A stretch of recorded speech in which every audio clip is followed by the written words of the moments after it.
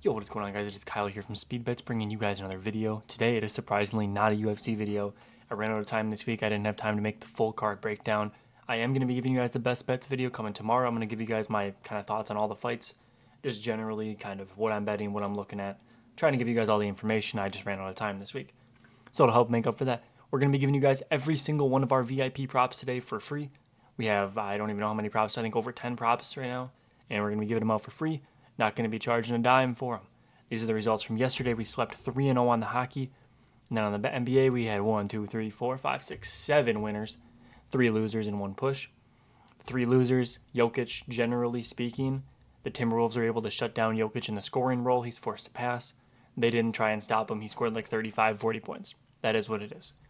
Julius Randle, he started the game. He had 4 RA in the first quarter. He ended on 7. What can you do?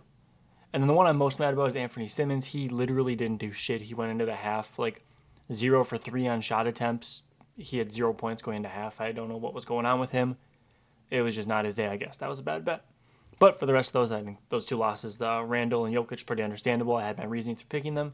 They just didn't come through for us. And then the rest obviously was a huge success. So let's get right into this. Coming down here, we have an elongated Nikita Kucherov to hide the props. So I'm going to be taking you guys through them one by one, bringing you guys over to show you why I like them. First off, we have Pavel Dorofeyev, over half point. Now my guy Pavel right here. Take a look at the recents. It's a little on off. You're not really liking that, but you look at the right side here, the matchup. Always targeting the matchup with hockey. The Blue Jackets give up a lot of points. They give up a lot of assists, a lot of goals.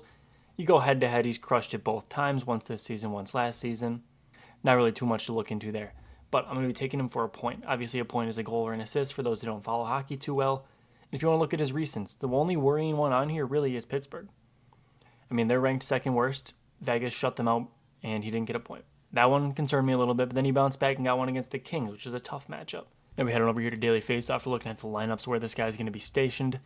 We have him on the second line here, the right wing, playing alongside Tomas Hertl. This is a good player right here. His point prop is generally around minus 160, minus 170. They connect on a lot of goals together. Obviously, if Hertl's going to be the one scoring, Dufrev's probably going to be passing it to him, and vice versa. And then if you want to look up here, they've been shifting this top line around a lot. This was Victor Olofsson. They switched it up. Tanner Pearson's going to be taking a shot up here. If you want to look at the last 10 game stats, the time on ice. This left wing is always changing, which means that this second line, they have guys playing up with the top line. Mark Stone and Jack Eichel, they're gonna be up there. They're not going anywhere. But then you want to go down to the power play, which if we go back to Dorofeyev here on the power play, he didn't get any either time, so I'm not looking at him to get a power play point, but I'm saying the potential's there. They give up 2 power play points per game, which is about 1 goal, 1 assist. If we come back here, these are the guys right here that I love to target. You have Noah Hanifin and Pavel Dorofeyev. These guys right here are the ones that are going to be kicking it up to the attackers on the power play. And like I said, kicking it out to the wings, they're going to get shots in. They're going to kick it up to Eichel. Eichel's going to kick it out, and then they shoot it in. That's the idea. And that they get 2 assists per goal, potentially. So the defenders on the power play generally get the most amount of points, which is why I love to target the defenders. This one's a little bit of an exception because he's just performing very well. He has a very soft matchup. So give me him for a point. Coming down here, the next prop we're going to be going through. We have Alexander Barkov, over 1.5 points. This is going to be like a demon play, a plus money play. That's why I said a half unit on it. It's not the most confident in the world, but it's got a good payout. Now we see right here, plus 215. And you see this, it's not really looking too great. You might want to take him for half a point. You might want to take for over half a point, which is not a bad look. But the odds on that are shot.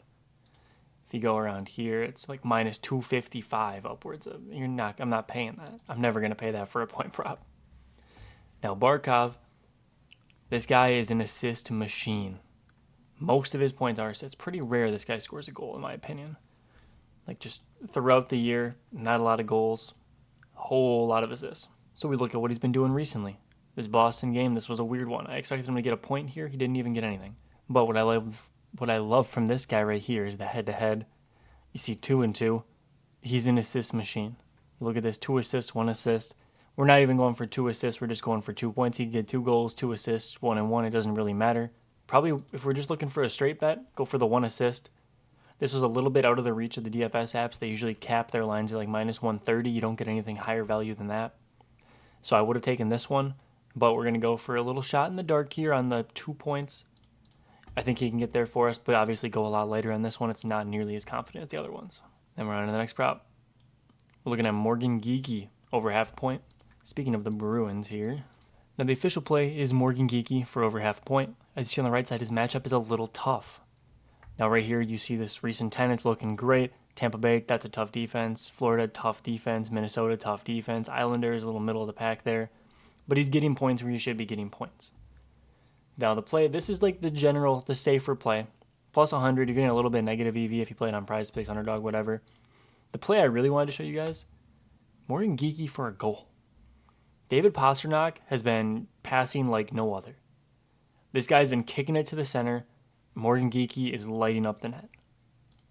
See here in the last 2 games against Ottawa, he scored a goal. If you just go to the recent 10, for a guy who most casual hockey fans probably have never heard of, you probably heard of David Pastrnak. You probably never heard of Morgan Geeky in your life. But plus 250 here, you can get on all these different apps, whatever. Prizepicks is a demon. It's not actually plus 100. You can play it on Prizepicks if you like it. Sleeper and Underdog both got a plus 204. And then obviously plus 250 on the real sports books. That's where the value is. But a lot of you guys are probably going to play on like better Prizepicks, all that stuff. So I got nothing to complain about. I'm taking a shot. Morgan Geeky, I'm probably going to go half a unit on his goal. And then more than likely the other half unit, maybe a full unit on the point. He occasionally gets assists. It's just not very frequent. I think he had 1 assist in this game. Nothing too much to look into here. I just really like this goal prop. I think he's going to get one tonight. Next up, speaking of David Pastrnak, we have Pastrnak over an assist. These plays kind of work together. I mean, just look at this recent 20. Do I really need to even explain more? This is just a system play at this point. If you're not betting Pastrnak assist at near even money every single day, you're doing it wrong. Do not play this shit on Sleeper. I got like minus 147. That's disgusting. Cap this like minus 125. It is a very hard matchup. He's gotten one in pretty much every head-to-head game against Ottawa. This guy is just on something else. It's not even like he's not shooting either. I mean, look at the last 10. He's averaging over 4 shots a game. He's literally their entire offense. And I think he's going to get one tonight. He's going to get an assist. He might get a goal. He's going to get some points. You can mix and match your Pastrnak props. I mean, over 1.5 points is not a bad look. Fantasy score on Underdog, this is something I was considering doing. I'm probably still going to do this. But Ottawa is a tough matchup. I don't want to overexpose myself to these Bruins. So we'll see what I'm feeling. But if you're an Underdog, I do like this over 9.55. That's a pretty high line, but he has covered that. Both times this season, I think he can do it a third. Next play we're going to be looking into here. You have Jesper Bratt under half an assist. Now let's go see what this one's all about. Now this one right here is available pretty much only on the Better app. It might be on Dabble as well. This one's not on Prizepicks, not on Underdog. It's too good a value for those ones. Better's a little slower to remove lines. Had to lock this one in on there. If you want to look here, we have 2 guys out, 2 very important players, Dougie Hamilton, Jack Hughes. Dougie Hamilton's one of the best defenders. He's always kicking it up to the top. He's going to get the puck to Jesper Bratt a lot. He's not going to be there. It's going to be a subpar defender.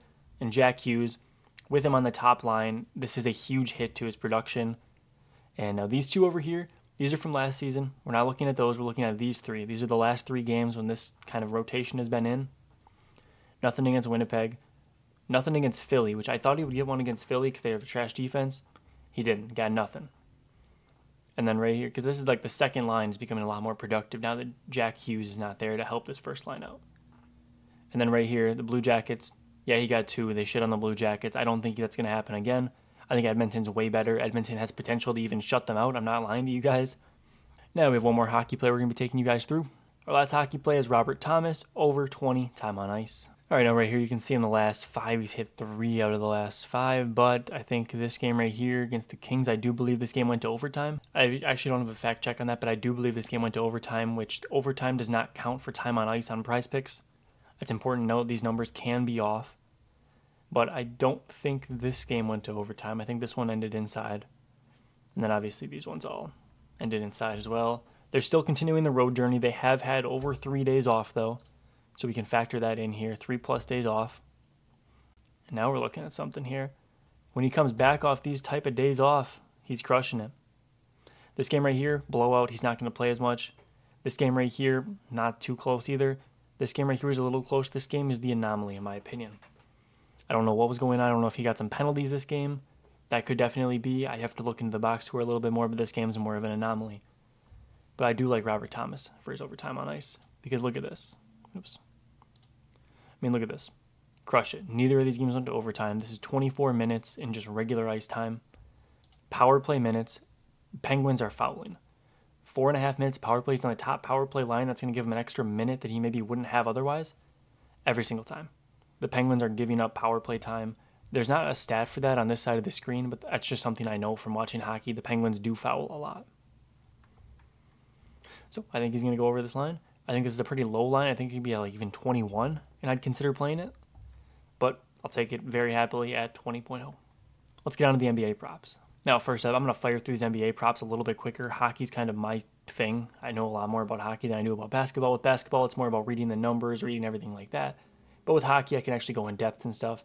But here we go. First play, Jimmy Butler, under 6.5 assists. Now we're going to be heading over to Props Madness. That first app I was using was Outlier. That's what I use for pretty much every sport. But when I like to go in depth on basketball, I like to use Props Madness. Looks like this line did get bumped down this morning from 6.5 to 5.5. Not a lot of the books, yeah, minus 190, minus 194.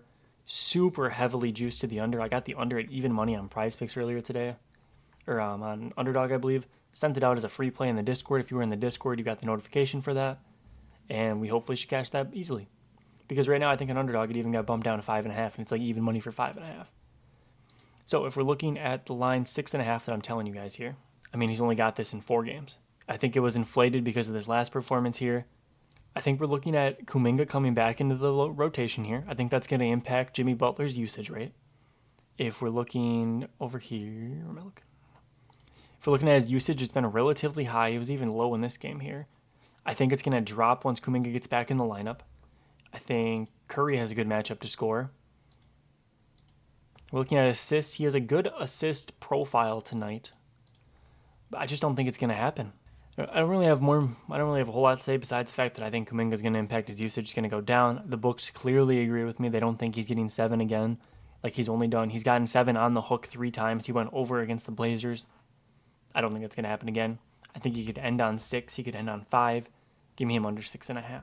Next prop we got here, we have Giannis over 29.5 points. Now this one right here just screams free to me. I mean, first off, this is a little dip right here where he was injured February 2nd to February 20th. Let's get rid of that. He's back now. His minutes are skyrocketing back up to that 33 mark that he usually hits, to 33 to 35. And holy shit. We had games without Bobby Portis. And wow. Pacer game, again, an anomaly. I don't know why he only shot 14 times. I wasn't watching the game. Wearing a Bucks hat, I probably should have been watching the game, but I wasn't watching the game, but then it's just 30, 30, 30, 30. It's 30 every single game. Obviously, we're hoping for a little bit better shooting percentage. He's shooting like 50%. We get games where he's shooting over 50%. It's cash, guaranteed. This game right here, he had a super high shooting percentage. He was shooting really well. He just didn't shoot a lot at all. You can see he's averaging like 20 to 24 field goals a game. This game right here, he shot 14 times. I don't know what was going on there, but I don't think that's going to happen again. I like Giannis. I don't know why the books are favoring this under, in my opinion. I think that's weird. I'm taking it over. Am I falling for a trap? I don't know. Similar players down here, they're shooting over their lines. You get guys like Naz Reid. Naz Reid's good for like 30 points or 4 points. Looks like he got 3. Aldama, he almost cashed his line. Naz Reid again, and Julius Randle.